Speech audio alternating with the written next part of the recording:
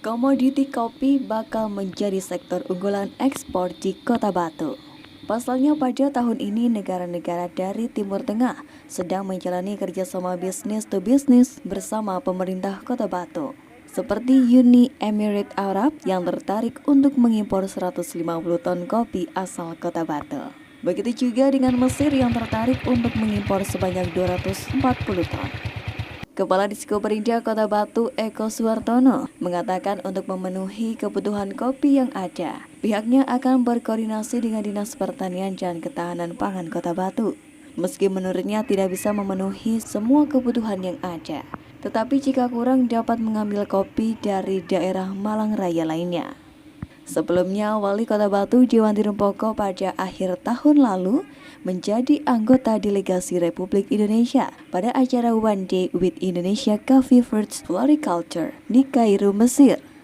Dari kegiatan tersebut, beberapa perusahaan asal Timur Tengah tertarik untuk mendatangkan kopi asal Kota Batu.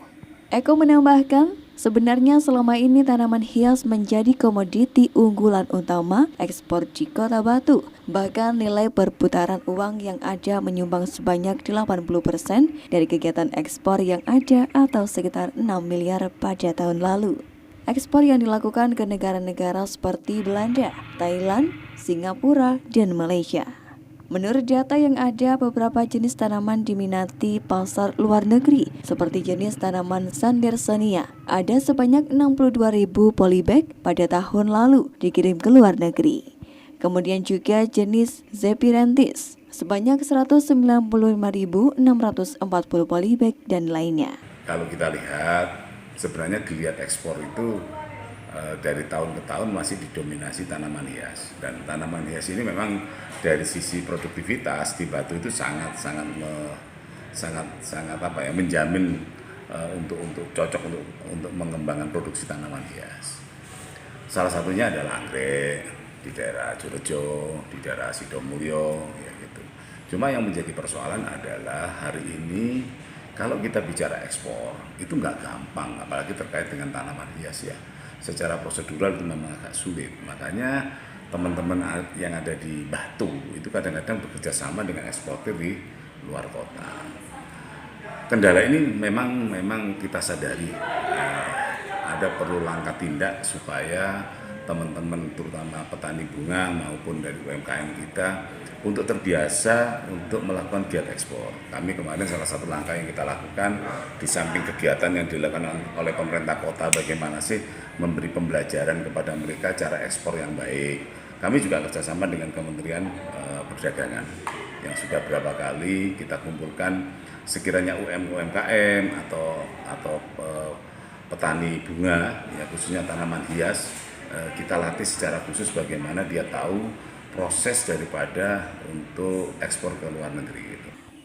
Namun para pelaku ekspor dikatakannya masih belum maksimal atau masih menjadi supplier saja dari para pelaku eksportir.